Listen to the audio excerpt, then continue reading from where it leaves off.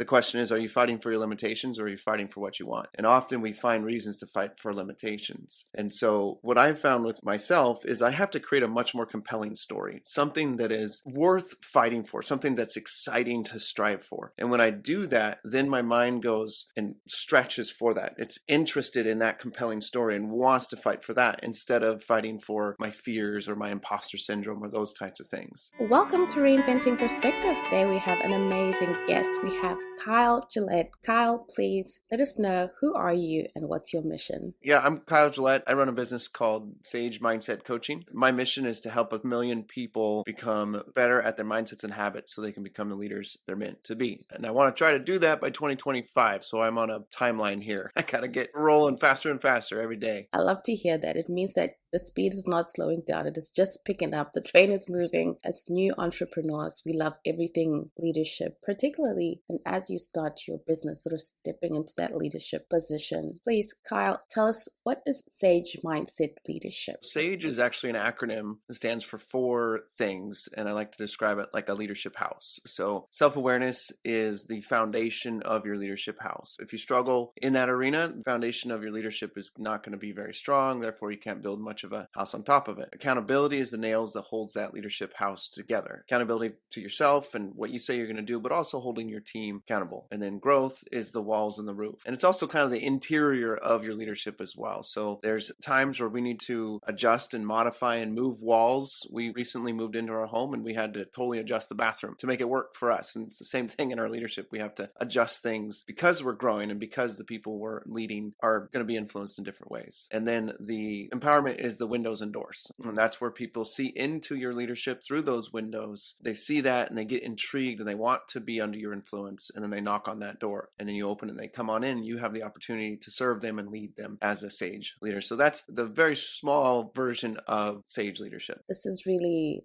powerful. How do we develop that self-awareness? Sure. Yeah. One of the simplest ways to do it is simply writing. In my book, I have 5 habits that I suggest to people for creating self-awareness. And one of them is journaling or writing and just taking the time every single day to get your thoughts out of your head and onto paper. That is really powerful. I mean, if you think about at the end of the day, if you just were to walk outside and talk to a light post for 3 minutes about your day, it would help you because you're just dumping stuff out and releasing and letting go. Well, your journal serves as that light post or that opportunity just to dump. And in addition to getting it down on paper, then you get to look at it from this different perspective because now it's out of your head and you've hopefully just let it go and then you can think about it. I did that this morning. Every Monday I do that where I do a CEO meeting where I meet with myself for 30 minutes and I reflect on the week ahead and the week behind. I'm worried or concerned about something, a membership I'm creating. I started to worry about that. And then I went, wait a second. I had it all typed out and I could read it. And then I realized I was fighting for my limitations instead of for what I want. And so I adjusted it, started thinking about, okay, what have I achieved? What are the things that I did want, that I did achieve over the last year? And that totally shifted my perspective and my mindset. But I couldn't have seen that, I don't think, had I not, in my case, typed it out or written or journaled about it. So that's one of the first things you can do. It's hard to be self-aware until you know certain things. Like you talked about, I'm limiting myself. You might not even be aware that you're limiting yourself, but to have been exposed to ideas of limiting yourself makes you realize, oh, I shouldn't talk to myself that way, or I shouldn't talk about this situation that way. Having that meter that makes you self-aware. 100%. There's a lady, why can't I remember her last name off the top of my mind? She's the go-to, the expert in self-awareness, and she talks about only about 5 to 10% of us are actually truly self-aware. I think I'm not in that 5 to 10%. I'm working towards it, but it's a very low number. Most people think they are self-aware, but the research shows that we're not. And so to answer your question, how do we fix that? Well, if self-awareness is that foundation to leadership, your values are the rebar. Rebar in a foundation puts pressure on the concrete. And if you don't have that pressure on the concrete, it will crack, it will crumble. And it's not that useful without the rebar. It needs that reinforcement. Values are like that. They put pressure on us to make the right decisions. They put pressure on us to push against the things that go against our values. And that keeps our foundation or our self-awareness firm. So if someone doesn't know their values, that's okay because it's an exercise that you can go through and you don't have to get it perfect perfect. It's more a matter of being aware, at least a little bit, of your filters. What is it that is allowing you to make decisions? What are the filter words you use to decide if you're going to do this thing or do that thing, interact with those people or not interact with them? If you can get that dialed in, get it written down, again, the writing part, that will help you to then have a filter that reinforces that self-awareness and helps you to stay strong when things get a little bit confusing or you get a little overwhelmed, because that's inevitable, unfortunately, in life and in leadership. But if you have those values, that helps you to know what to do in those circumstances. Why do you say it's so important establishing our values? For me, I have a really strong desire to help people shift their mindsets and habits, because I want people to be the leaders that they're meant to be. And in order for me to do that, I need to serve. And one of my values is service. And I need to find, in many ways as possible, to serve my clients, to help them with their mindsets and their habits. And often what that service looks like is a little bit uncomfortable, because my service to my clients is saying some things or asking some questions that are tough, that are challenging and uncomfortable for them. But if I'm truly going to serve them at that deep level to fit that vision, to impact that many people, and more importantly, to impact that client right in front of me, I need to ask the question that's really uncomfortable. And when I do that, now I'm truly serving that person at a much deeper level for a lot longer, right? Because my service to my clients is to help them solve a future problem, right? So this conversation isn't about today and solving a problem of today. This conversation is about what insight can I provide, or what question can I ask to you, your listeners, or my clients that will help them solve a problem 6 months from now. In other words, you take action today that serves you because it solves a problem 6 months from now that you won't even know you avoided. That's a value that I'm trying to implement or trying to fulfill all the time when I'm working with my clients. And do I? No. But slowly I'm getting towards that path as I focus on that one. I have many, but one particular value. If you feel like self-awareness is something that you understand, you're hearing it, but you're not quite hearing it, that beginning exercise at the end of the day, reflecting and saying, well, did I serve my client based on your value? Did I serve my client and have those difficult conversations?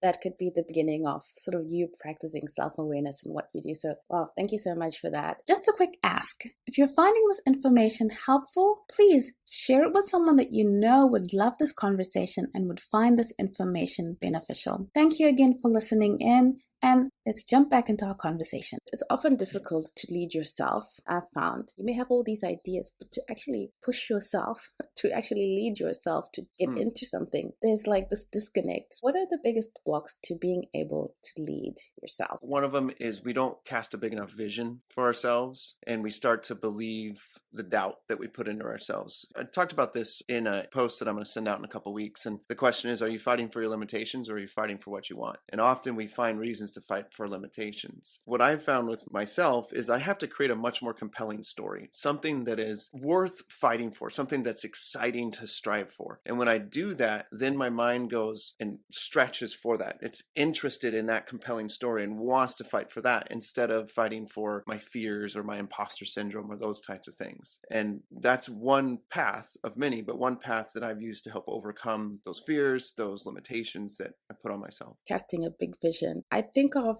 people in circumstances where sometimes it's even hard for you to think big because of maybe what you see around you, because of the environment, because of the people you associate with, because of your world as you know it. If you were someone I was talking to, like in a webinar or a group coaching or coaching, I would want to know, and I want to ask you this question right now on the podcast. Priscilla, what is it that you really want to achieve in the next 6 months to a year? What's you could call it a goal? What's the thing that's really important to you that you want to achieve? To grow this podcast, to reach the people who need these conversations that we're having. My hope is that each conversation can sort of bring light bulbs for whoever's listening. I think that's why even the question I just asked right now, there are people who cast a big vision and they hear it, they understand it just hearing the words, but they struggle with, how do I cast a big vision? So I'm trying in those conversations to think of that person. Okay, perfect. So let's walk through it. So I asked you that question because I wanted to get to the why. What's the why behind your goal? And you got there. A lot of times when I ask that question, it takes several questions to get to the the why, but you got there quick. You know what it is, which is beautiful. So to cast a large vision, you could put a number behind it if you want to. There's various things you can do there. But more importantly, it's how many people can you tell that vision to? How many people can you tell that compelling story of creating light bulb moments through your podcast, of helping people to really understand how to do the things that people talk about on your podcast, right? And you come up with as many people on that list that you can think of. And then you tell them that compelling story of why you want to do this. And that starts to create and build this desire in you to fulfill that vision, right? When you tell all these people. And before I go any further, what I'm sharing with you is what I call an accountability pass, PASS. And this portion of it I'm talking about is passive accountability. So it's telling your compelling story, not just a story, but your personal compelling story of what you want to achieve to as many people as possible. And when I say that, I'm talking about personally talking to them. So maybe 30 or 40 people that you're personally sharing your story with. This creates this intrigue, this excitement within them. And eventually, some of them, not very many, but some of them, 10% maybe, 3 or 4, will follow up with you and ask you, hey, what's going on with this vision that you have, with this goal that you have? And that then forces you to go, oh crap, I better get on it because these people are going to follow up with me. And then you get on it as a result, but you also care, so you're going to get on it that way. The second part of that is that compelling story of what you're trying to achieve. The more detailed you can get and the more specific you can get about it. In other words, you tell the story as if it is already happening. It's like you're writing a book to a 12-year-old and you're telling that 12-year-old that your podcast is super successful. Hundreds of people have benefited with these light bulb moments in their life. It's changed their businesses. And now you're talking with all these people and all these details of the benefits. Your brain, if you create the story clear enough, your brain doesn't know the difference between that story you created and your reality. And so though there is a difference, your brain notices the gap and has to fix it. But because you've created that accountability and you've also created this really compelling story for yourself, your brain fills in that gap for you and starts to go, okay, well, how do I make sure all these people have these light bulb moments? And then all of a sudden you have these light bulb moments because you've engaged the supercomputer of your brain in the process. That's one part of the past, but I'll stop there. That would be a way to cast that vision and to create that vision. It becomes so clear, Kyle, personal development in this space where it's like you learn a lot, but for some reason you don't implement because you don't really understand how to translate what you just learned to what you should actually do.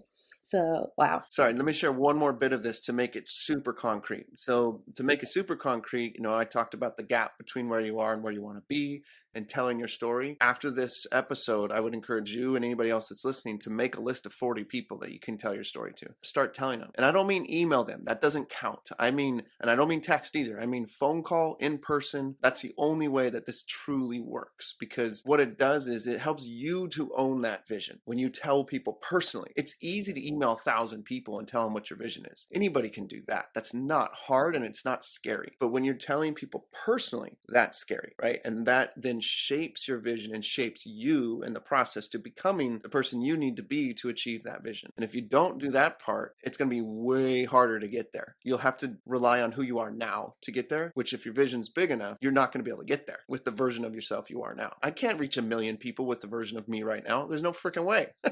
But that's okay because I'm telling people and it's shaping me in the process. Number 2 is write down your compelling story and write it as if it already happened or it's happening, right? And do it in 150 to 250 words. You can do it in pen or you could type it down. It doesn't matter too much, but just put it down on paper so that you can see it in front of you, what it's going to feel like, what it's going to sound like, what you're going to see as you achieve this goal. And that makes your vision much more likely to become a reality. So those are very, very practical ways to cast your vision and then make it happen.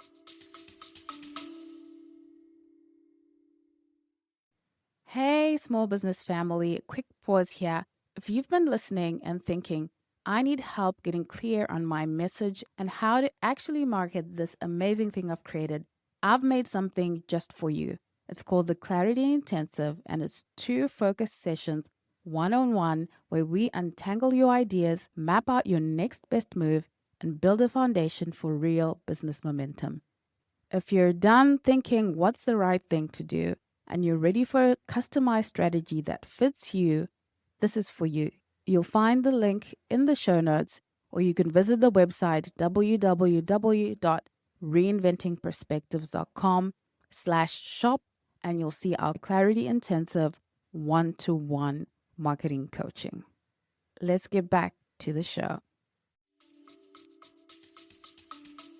Your version of who you are today isn't going to get you to where you need to go. Sometimes you think, oh, I can't have a big vision because look at me, look at who I am. I can't get there. And you just spoke to that no, it's true. Who you are today is not going to get you to where you need to go. And breaking through fear is part of this process. You mentioned something at the beginning that really intrigued me. It made me think about being around the right people. In the accountability section of this whole framework I've created, I talk about creating a personal advisory board. And if we're going to get to where we need to be, there's two big things we need to do. One, surround ourselves with the right people. And I'll give you the practical way to do that, or not the practical way to do that. This is a way that I do it. And then number two, there's something called the calibration habit. So first, we need to create a personal advisory board. And that's a group of people, 5 to 7 people that you consistently interact with and you intentionally interact with. And I'm not talking about going to some conference room and sitting around a big mahogany table with 7 people. What I'm talking about is, I'm sure, Priscilla, you have people in your life that you know that are really wise, that are super helpful to you. And they may be people you consistently reach out to already. Well, those 2 or 3 people are on your advisory board. Now, the challenge is, are they the right people for you right now to get to this vision that you have? Or for the listener, are those people the right people for you to get to your vision right now? And if they're not, then kick them off your board. They don't know it. It doesn't matter. You just quit reaching out to them for their insight and you reach out to someone else that's better fit for you to accomplish what you want to accomplish. So you want about 2 or 3 of those people that you personally know that you can have, again, back to that phone, video, or in person. Right? It's the only way this works, phone, video, or in person. It doesn't work to do it via email. Then you have a dead person. You want a dead person on your advisory board. And it sounds funny, but what I mean is there's people from the past that are absolutely phenomenally brilliant. And they've brought unbelievable wisdom to the world. And that could be someone as old as, 5,000 years ago to someone that died just a few months ago. And right now there's someone on my board that died last year. And I was listening to one of his messages today, and it totally impacted me, inspired me. So he's on my board. I quote, reach out to him by looking at his content. And it was actually a video. And that's changing me. But he's at a level that I want to get to, right? His attitude, his approach to things is where I want to get. So you've got the one person that's not alive. Then you have the 2 to 3 people that you know. And then you have 2 to 3 people that you're afraid to reach out to. Those are the other people you need to contact. Those ones that are way up there. You're like, there is no way that this person would give a crap about me that has any interest in learning about my situation. Well, you're probably wrong about that, because often when we just seek people out genuinely with the only desire is to learn from them and to grow as a result, people love that. They love that. Why do you think everybody gets on podcasts all the time? We love to share our insights. So if we personally reach out to them with a genuine interest in their wisdom and to serve them in the process, now you can have a phenomenal board. And what it does is it creates that second part, which is the calibration part, where you're calibrating your leadership and who you are to other people. You're not comparing, you're calibrating. You're going, if this is the measure of what's possible in leadership in this particular area of leadership, I'm going to look at that and calibrate. How do I enhance myself and move myself to that level? And that advisory board will help you to figure that out. And some of those people will be people you can calibrate to as well. So that's kind of a shorter version of how to grow yourself to get to this place you need to get so you can accomplish that vision. Thank you so much for breaking that down, Kyle. Now, when you're talking about you have your person that is your person from the dead, I got so curious because it's going to give us an idea of who is Kyle. Chuck Missler. He's actually a pastor from Idaho. Well, he lived in Idaho for a bit. He's a former CIA guy. He's a former Navy guy. He's a former computer guy. And he was, I guess you could say, absolutely one of the most intelligent men I've never met him in person, and I won't. One of the most intelligent people I've ever interacted with. And so I'm consistently looking at his messages and his books and the content that he's created because it adds to my life significantly. I highly recommend people, especially if you're a Christian and you're interested in really diving deeply into the Bible, then he's great for that. But he's also just really super wise. So I recommend him for that purpose too. Thank you for sharing that with us. I know people are going to be really focused on being more productive as we begin the year. And I love that this is the gear that you're in with your mission, that you're going to reach 1 million people. What are some of the tips to getting more productive? People come to me for more productivity often. That's what they think the target is. That's what they think the goal is. And yes, it's helpful to get more productive. But often what it turns out is what they need is more accountability, because we know what to do. We just don't do it. That's fundamentally what happens. And yes, we're overworked and overwhelmed. And so that creates a hindrance to our productivity. But if we just do what we say we're going to do, then our productivity will go up. And part of that is holding other people accountable to what they're supposed to do to help your business go forward or help you move forward and help them move forward. And often people don't do that. They struggle to hold people accountable to what they're supposed to do. And then what does that do? It creates an issue for the leader, because then they have to take care of it, or at least they think they have to do the work for the employee or deal with the problem or whatever it is. And all of that takes a bunch of time. But if you were to be true to your word, determine expectations very clearly, share those expectations very clearly, prepare people to be able to achieve them, and then hold them accountable to doing it, and then reward them and encourage them when they do it. Most importantly, that part, rather than holding them accountable, it's more like, great job, you did this, you did that, great insight, and encouraging them in that process. Your workload will change, and therefore you become more efficient and more productive. We do that little shift in the way that we think about productivity and go, it's about accountability and what I say I'm going to do. Because I'm sure all of us have these goals we want to achieve, and all we need to do is make a couple phone calls, but we haven't done it, right? Or we just need to do a couple things, but we haven't done it. Well, that's an accountability issue. It's not because we don't care. It's not because we're lazy. It's not because we're bad people. It's just some of that stuff is scary and some of that stuff is hard. And so we can avoid it at times. And then number two, people think about productivity and they think about doing more, which is fine, or being more efficient, which is also fine. But I want to take people up the next level, which is, yes, let's be more efficient. Let's be more productive and get more done, kind of thing. But the only way you can do that effectively and at good quality is if you manage your energy. Productivity is really about energy management. Do you do a good job? Do I do a good job of managing my energy so that when I'm plugging into the most difficult tasks, I have the best energy for that? And when I'm slogging at the end of the day, what am I doing at the end of the day? Because I'm really, really tired. And if I'm trying to do something that requires a lot of brain function or requires a lot of conversation with someone and I'm an introvert, I'm not managing my energy very well. And therefore my productivity shrinks dramatically. And then I pay a price for that in the moment, at home, and then the next day as well. That's a couple reasons. I got more, but those are the reasons why people I've found in my coaching have lower productivity than they want. You're so right. It's not about actually being more productive. It's about you're not even doing the things that you said you were going to do. If you actually did those things, you'd probably feel way, way productive because you're actually doing the things you said you would do. And I love that energy to activity match, not just doing things, but doing them at a certain level. Wow. I don't have it figured out. I definitely don't follow through on everything I say to myself that I'm going to do. I try to with the people that I tell. And that's why you got to tell people. There's a higher compulsion to do it when you say to someone else that you're going to do a certain thing. I struggle too. I don't have it figured out, but I'm figuring it out just like all of us. Thank you for figuring it out with us. I also find that when I tell someone I'm going to do something for them, oftentimes I will do those things first. The things I said I would do for others before I do the things I said I would do for myself, the things that only I know. Yep. I think we've sort of gone through the S of SAGE, the A of SAGE. Yeah, we've touched on both of those for sure. And we touched a little bit on the growth part of SAGE as well with the calibration habit. Let's talk about the E. What is the number one secret to empowering others? I don't know if it's the number one secret, because there's a lot that I talk about in this framework that's really helpful. But the one that I love to share with people on the podcast, because it's easy to do. And well, there's two. So let me share two. So one of them is study your people. If you're leading people,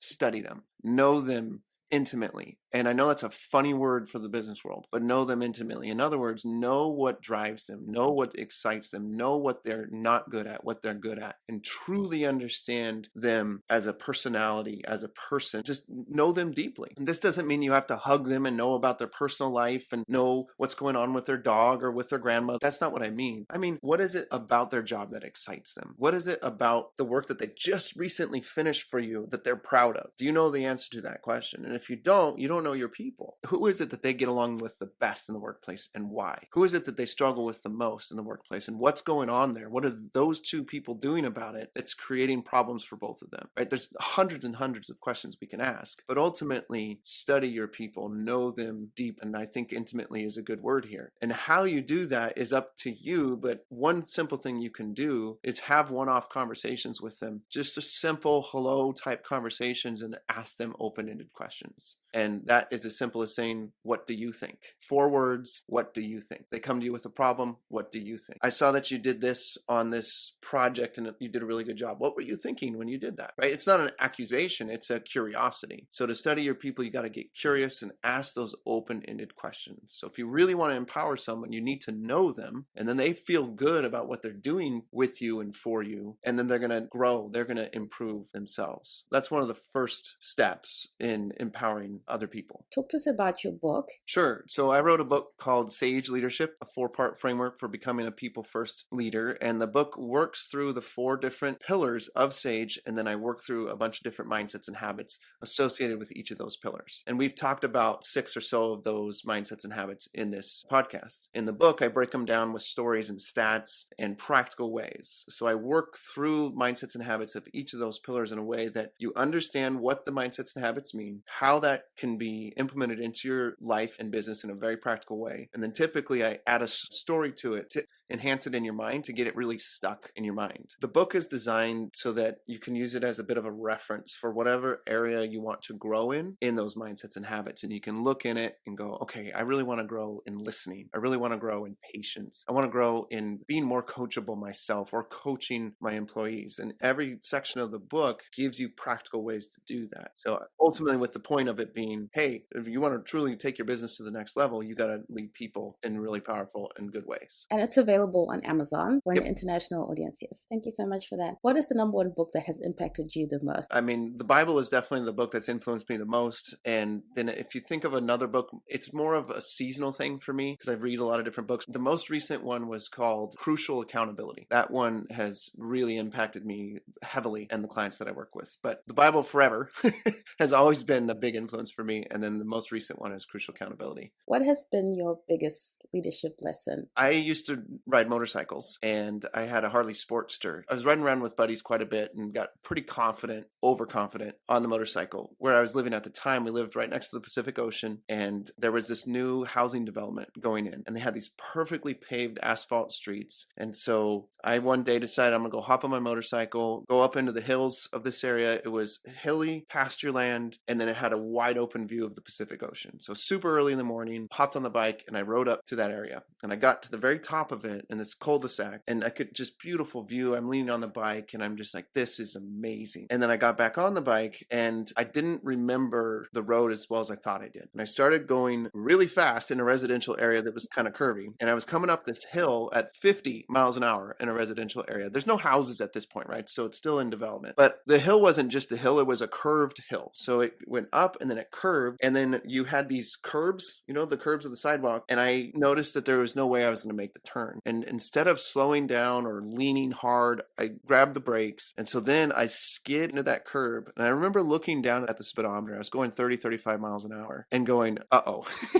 Front tire hits the curb, it bends, it turns me sideways, smashes my foot, jams my shoulder and my hand into the handlebars, and then I go flying 30 feet in the air. My legs land in a barbed wire fence, they get hooked up in there, and then I slam my head down on the ground, and it knocks me out. So I wake up, and here's the motorcycle 15 to 18 inches from my head. Like the motor of the motorcycle is just super close to me. And I'm like, oh my gosh. I'm not hurt. I had to untangle my legs from the barbed wire fence. Still have some scars on my shin from where the barbed wire went into my leg. But other than that, I just untangled my legs and then I sat up and I really wanted to go to sleep and I really wanted to throw up because I definitely had a concussion. But somehow the bike stopped before it crushed my head. That event changed my life. It took like a year before I really realized what that event represented for me. I have more to give this life and to other people. And I survived that because there's still more for me. And then I almost drowned twice after that too in 2 other incidents. So I have more to give, and so do you, and so do your listeners. And if you've experienced a near-death type thing, or if you've experienced a really scary situation with an illness, or even a lighter situation where you could have been significantly more hurt, there's more for you to do. Or if you did get hurt and you're still problems from it, there's still more for you to do. And you're in this this condition, in this situation, because there's still more for you to do. Thank you for sharing that. Wow. Well, we're glad you're here and we're glad you're sharing your message with Right. us, Kyle. Me too. Kyle. And I think it leads us perfectly into my last question, which is always, what has faith meant to you on your journey? I do something every Monday morning at 8 a.m. And I started this in July of 2021. For 30 minutes from 8 a.m. to 8:30 a.m., I meet with the CEO of my business, which is God. And we have a conversation about what's going on in the business right now, what I'd like to see happen in the future, and a little bit of a conversation about what happened in the past week. Sometimes it's all rainbows and butterflies. Other times it's all tears and anger. Sometimes it's both, right? But it's an honest, open, real conversation about what's going on. My faith is a huge reason why I want to reach 1 million people. And the reaching of 1 million people isn't me personally. It's impacting people that impact people. It's a multiplication. It's a discipleship in a way. And so my faith is what really pushes me to go far beyond just the drive to serve people. It's deeper than that. It's more of an eternal perspective on why I'm doing what I'm doing. Kyle, thank you for the information you've shared with us. Thank you for allowing us to get to know you and to know the message that you're here to share with us. And hopefully this is part of the multiplying effect on your mission. To our audience, please go to sagemindset.com. And then Kyle, please tell us, where can people get to connect with you? Yep, best place would be on LinkedIn. Just look me up, Kyle Gillette. Find me with the Sage Mindset stuff. And then, of course, the website. Thank you for that, Kyle. Thank you so much. I hope you got a lot of information, a lot of actionable things out of these episodes. Please, 2 huge favors from you. Please let us know what kind of things you'd like to hear. And if you really love the episode, please support us by going and leaving a review in your podcast listening app. Thank you for choosing to spend your time with the Reinventing Perspectives podcast. We value you. See you again next week.